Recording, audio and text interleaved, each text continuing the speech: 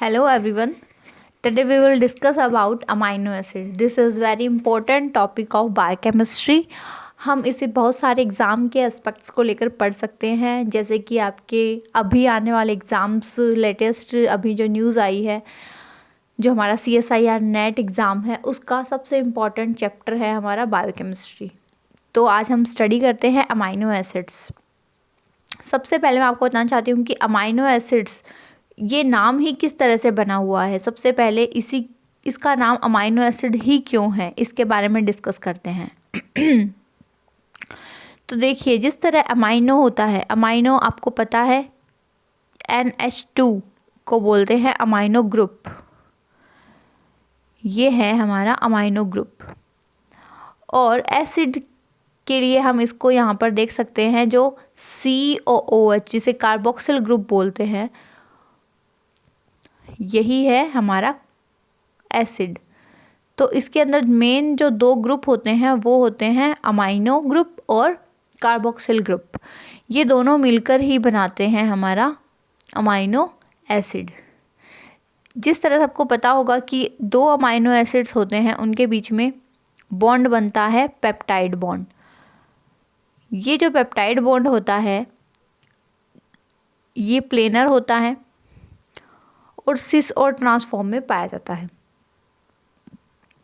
जब दो amino acid जुड़ते हैं तो वाटर मॉलिक्यूल रिलीज होता है। अब हम आगे चलते हैं। The word protein that I propose to you, ये जो साइंटिस्ट है जिन्होंने बुक लिखी है, जो ऑथर है, उनका कहना है, I would wish to derive from proteios because it appeared to be the primitive or principal substance of animal nutrition that plant prepare for the herbivorous and which the latter then furnish to the carnivorous। इनके कहने का मतलब है कि जो protein word है वो प्रोटियोस से मिलकर बना है, और प्रोटियोस का मतलब होता है प्रिमिटिव, और ये एनिमल्स न्यूट्रिशन का जो प्रिंसिपल सब्सटेंस है वो होता है हमारा प्रोटीन, जो कि प्रिपेयर किया जाता है प्लांट्स के द्वारा हर्बीवोरस के लिए, और बाद में कार्निवोरस द्वारा हर्बीवोरस को खाने पर उनमें चला जाता है। तो ये था डॉक्टर J.J. बर्जीलियस के कथन। नेक्स्ट पे चलते हैं। Proteins are polymers of amino acid. जैसे कि अभी हमने पढ़ा है कि प्रोटीन होता है वो अमाइनो एसिड से बना हुआ होता है, पॉलीमर होता है ये अमाइनो एसिड का। With each amino acid residue join to its neighbour by a specific type of covalent bond. ये जो स्पेसिफिक टाइप का कोवेलेंट बॉन्ड है, हमने अभी इसका नाम पढ़ा है, जिसका नाम क्या है, कोवेलेंट बॉन्ड, जिसे बोलते हैं peptide bond. Asparagine was the first found in asparagus. जो एस्पार्जिन है ये सबसे पहले मिला था एस्पेरेगस में, इसलिए इसका नाम क्या रख दिया, asparagine. Glutamate in wheat, glutamate मिला था गेहूं में, और ग्लूटन होता है गेहूं में, वहाँ मिला था ग्लूटामेट, इसलिए इसका नाम ग्लूटामेट रख दिया, क्योंकि ग्लूटन होता है यहाँ पर। Tyrosine was the first isolated from cheese. Tyrosine cheese में मिला था, और चीज़ को ग्रीक लैंग्वेज में बोलते हैं टायरोस, इसलिए टायरोसिन का नाम टायरोसिन पड़ा, क्योंकि ये चीज़ में मिला था सबसे पहले। ग्लाइसिन है वो मिठाई या फिर कह सकते हैं स्वीट टेस्ट के लिए होता है, इसलिए इसका नाम ग्लाइसिन पड़ा, क्योंकि ग्लाइकोस का मतलब होता है जिसका स्वाद मीठा हो, इस वजह से इनका नाम ये सब पड़ा है। जैसे कि एस्पेरेगस से एस्पर्जिन, ग्लूटन से ग्लूटामेट, टायरोस मीन्स चीज़ से टायरोसिन, और ग्लाइकोस मीन्स स्वीट से ग्लाइसिन। नेक्स्ट चलते हैं। Amino acid share common structural features. जो अमाइनो एसिड्स होते हैं उनके अंदर कुछ कॉमन स्ट्रक्चरल फीचर्स होते हैं। All 20 of amino acid are common, they have a carboxyl group and an amino group.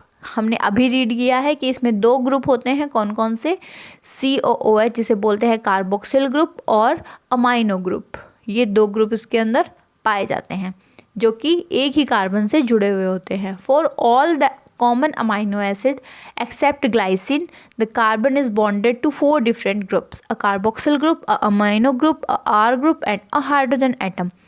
Glycine को छोड़कर जितने भी अमाइनो एसिड्स हैं उनके अंदर एक कार्बन अणु से बहुत सारे मतलब चारों अलग अलग ग्रुप जुड़े हुए होते हैं।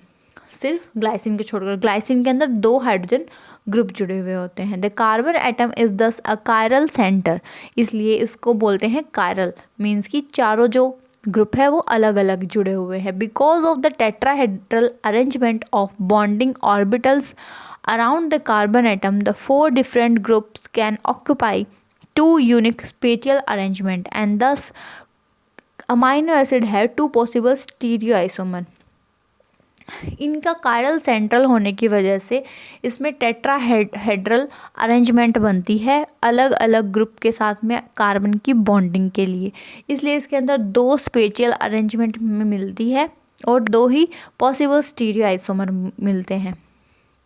Since they are non super impossible, वो दोनों सुपर इम्पॉसिबल नहीं होते, एक दूसरे के ऊपर नहीं रखे जा सकते, इसलिए इनको बोलते हैं हम इनैंशियोमर, क्योंकि इनैंशियोमर की डेफिनेशन ही यही होती है कि वो दोनों नॉन सुपर इम्पॉसिबल हो। ये आपको दिख रहे होंगे बहुत सारे अमाइनो एसिड्स के क्लासिफिकेशन। इसके अंदर अमाइनो एसिड्स को डिवाइड किया गया है non polar aliphatic, aromatic group, polar uncharged, positive charge और नेगेटिव चार्ज ग्रुप। जो नॉन पोलर एलिफेटिक है उसमें आता है glycine, alanine, proline, valine, leucine, isoleucine, methionine. ये जो अमाइनो एसिड है ये नॉन पोलर है। नॉन पोलर इट मीन्स इनके अंदर कोई भी पोलर ग्रुप नहीं है।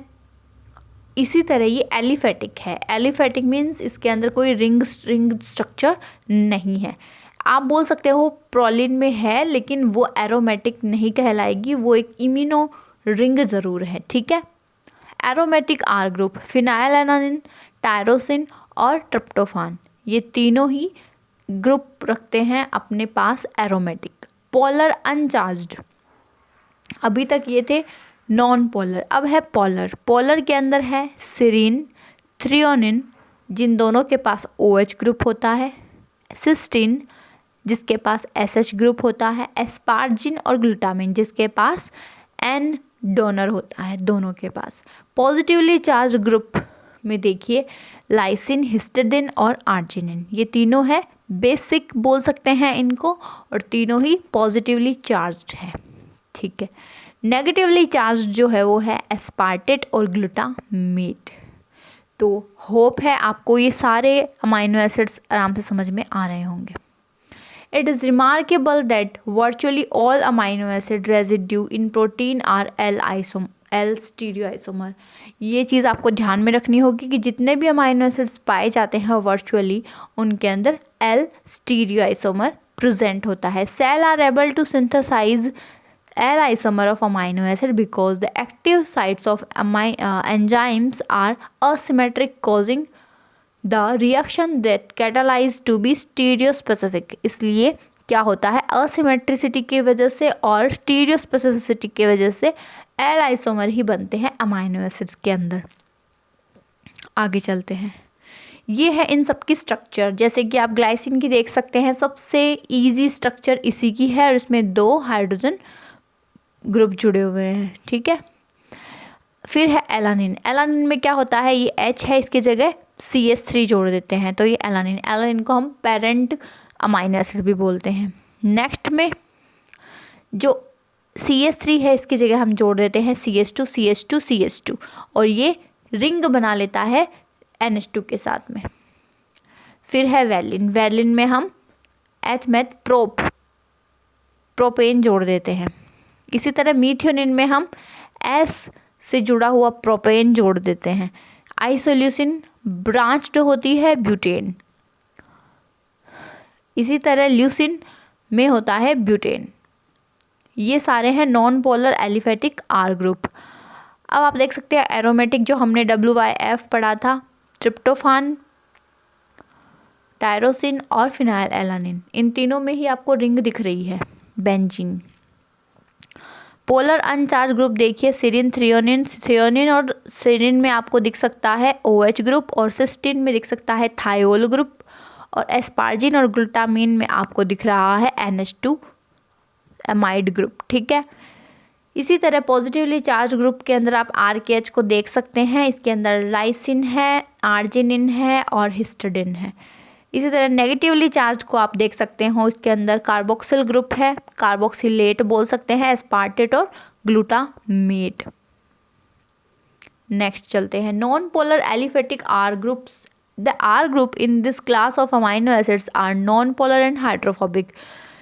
भी आपको पता होगा जो नॉन पोलर होते हैं वो हाइड्रोफोबिक भी होते हैं। The side chain of alanine, valine, leucine and isoleucine tend two cluster together with protein. जो एलानिन, वैलिन, ल्यूसिन और आइसोल्यूसिन है ये चारों पास पास रहना चाहते हैं और स्टेबलाइज करते हैं प्रोटीन स्ट्रक्चर को हाइड्रोफोबिक इंट्रैक्शंस की वजह से। ग्लाइसिन जो है उसकी सिंपलेस्ट स्ट्रक्चर है जो हमने अभी देखी है। Methionine one of the 2 sulphur containing amino acid.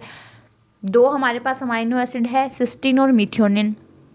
Methionine भी सल्फर को कंटेन करता है और नॉन पोलर थायोएस्टर ग्रुप होता है इसकी साइड चेन में। प्रोलिन के पास एलिफेटिक साइड चेन होती है जो डिस्ट्रिक्टिव होती है साइक्लिक स्ट्रक्चर से, मैंने आपको बताया था। इम्यूनो ग्रुप पाया जाता है प्रोलिन रेसिड्यू में और इसकी जो स्ट्रक्चर होती है वो रिजिड होने की वजह से ये इसकी स्ट्रक्चरल फ्लेक्सिबिलिटी होती है वो रिड्यूस हो जाती है जहाँ भी वो पाया जाता है। Aromatic R group phenylalanine, tyrosine और ट्रिप्टोफैन। अभी हमने इनकी स्ट्रक्चर देखी है। With their aromatic side chain are relatively non polar और ये होते हैं hydrophobic. Tyrosine, tryptophan are significantly more polar than phenylalanine. Tyrosine होता है और जो ट्रिप्टोफैन होता है ये दोनों ही क्या होते हैं, ज़्यादा पोलर होते हैं। किससे? फिनाइल एलानिन से। क्यों? क्योंकि टायरोसिन हाइड्रोक्सिल ग्रुप होता है और ट्रिप्टोफैन के पास इंडोल रिंग होती है, लेकिन फिनाइल एलानिन के पास सिर्फ और सिर्फ फिनॉल रिंग होती है। इस वजह से ये ज़्यादा मोर पोलर होते हैं। ठीक है, tryptophan and tyrosine and to a much lesser extent phenylalanine absorb ultraviolet light। जैसे आप डायग्राम में देख सकते हैं, ये जो ग्राफ है इसमें ट्रिप्टोफैन एब्जॉर्ब कर रहा है लाइट 280 नैनोमीटर पर और टायरोसिन कर रहा है 270 पर। इसी तरह जो फिनाइल एलानिन है वो आपका सबसे कम करेगा, 260 नैनोमीटर पर अब्जॉर्ब करेगा यूवी लाइट को। नेक्स्ट पर चलते हैं polar uncharge R group. The R group of these amino acids are more soluble in water. जो पोलर होते हैं वो सोल्यूबल होते हैं वाटर में, ये इसमें कोई भी दो राय नहीं है, और मोर हाइड्रोफिलिक होते हैं, इसीलिए तो आराम से घुल जाते हैं पानी में, than those of the non polar amino acid sorry because they contain functional group that form hydrogen bond with water. क्योंकि ये क्या कर लेते हैं, अपने फंक्शनल ग्रुप से हाइड्रोजन बॉन्ड बना लेता है वाटर के साथ। This class of amino acid include serine, threonine, cysteine, asparagine, glutamine. इसमें ये 5 अमाइनो एसिड्स आते हैं। The polarity of serine and threonine is contributed by there hydroxyl group. इनके पास हाइड्रोक्सिल ग्रुप होने की वजह से इनमें पोलैरिटी आती है। That of the cysteine by its sulfhydryl group, और सिस्टीन के अंदर सल्फा हाइड्रल ग्रुप की वजह से ये polarity आती है, which is weak acid and can make weak hydrogen bond with the oxygen or nitrogen, and that of asparagine and glutamine by their amide group। इन दोनों के पास में उनका अपना amide group है, इस वजह से वो क्या करते हैं, polarity शो करते हैं। asparagine and glutamine are the amide of 2 other amino acids also found in protein। Asparagine होता है वो बनता है एस्पार्टेट से और ग्लूटामिन बनता है ग्लूटामेट से, respectively to which asparagine and glutamine are easily hydrolysed by acid and base. देख सकते हैं इमेज, इसके अंदर सिस्टीन है, उसके अंदर आपको 2 मॉलिक्यूल दिख रहे हैं। सिस्टीन के 2 मॉलिक्यूल आपस में जुड़ेंगे और 2 हाइड्रोजन आयन निकलने पर इसमें डाई सल्फाइड ग्रुप बन जाएगा। पहले इसमें थायोल ग्रुप था, एक सिस्टीन में, दोनों सिस्टीन मिलेंगे आपस में, इसके अंदर सिस्टाइन बन जाएगा। पॉजिटिवली चार्ज, अब बेसिक जो पढ़ लेते हैं। The most hydrophilic R group are those that are either positively or negatively charged. जैसे कि आप देख सकते हैं, हमने पढ़ा है कि लाइसिन, आर्जिनिन और हिस्टिडीन ये तीनों ही RKH मिलकर बनाते हैं क्या, ये तीनों। इनको याद करने का एक आप फॉर्मूला देख सकते हैं, इसको आप याद कर सकते हैं RKH के थ्रू, जिसके अंदर आपको पता है आर्जिनिन, लाइसिन और हिस्टिडीन आ जाते हैं। इसी तरह आपको अगर ये है बेसिक बोल सकते हैं या फिर पॉजिटिवली चार्ज ग्रुप बोल सकते हैं इनको आप। इसी तरह नेगेटिवली चार्ज्ड है और एसिडिक है, D फॉर एस्पार्टिक एसिड या एस्पार्टेट, E फॉर ग्लूटामेट। ये है नेगेटिवली चार्ज और एसिडिक। जी हाँ, the amino acid is which the R group has significant positively charged at PS7 are lysine, which has a second primary amino acid at the position on its aliphatic chain, arginine, which has a positively charged guanidinium group, arginine में guanidinium group होता है, and the histidine which has a aromatic imidazole ring। इनकी वजह से क्या होता है, इनके अंदर पॉजिटिव चार्ज आता है और बेसिसिटी आती है। नेगेटिवली चार्ज एसिडिक ग्रुप अभी मैं बता चुकी हूँ, एस्पार्टेट और ग्लूटामेट है। इसके अंदर सेकंड कार्बोक्सिल ग्रुप के अंदर क्या हो जाता है, H+ आकर जुड़ जाता है, H+ सॉरी ये डोनेट कर देता है, जिससे इसके ऊपर क्या आ जाता है, नेगेटिव चार्ज आ जाता है। Uncommon amino acid also have important function.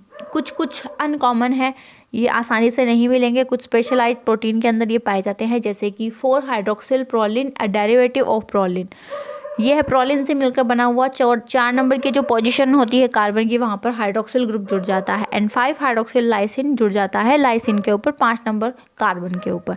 The former is found in plant cell wall में ये मिलते हैं, and both are found in collagen में दोनों के दोनों पाए जाते हैं, 4-हाइड्रोक्सिल प्रोलिन और five hydroxyl lysine. A fibrous protein of connective tissue. Six N methyllysine is a constitute of myosin. Myosin के अंदर 6N-मिथाइलाइसिन पाया जाता है, जो कि क्या करता है, मसल को कॉन्ट्रैक्शन प्रदान करता है। Another important and common amino acid is carboxyl glutamate found in blood clotting protein, prothrombin. ये प्रोथ्रोम्बिन के अंदर कार्बोक्सिल ग्लूटामेट पाया जाता है, इंपॉर्टेंट है, याद रखिएगा। And in certain other protein that bind calcium ion as part of their biological function. और क्या करता है, कुछ प्रोटीन्स के अंदर कैल्शियम को बाइंड करने का काम करता है। More complex is डेस्मोसिन। डेस्मोसिन थोड़ा और जटिल होता है, a derivative of 4 lysine residue होते हैं, जो कि इलास्टिन में पाए जाते हैं। Selenocysteine is a special case. This rare amino acid residue is introduced during protein synthesis.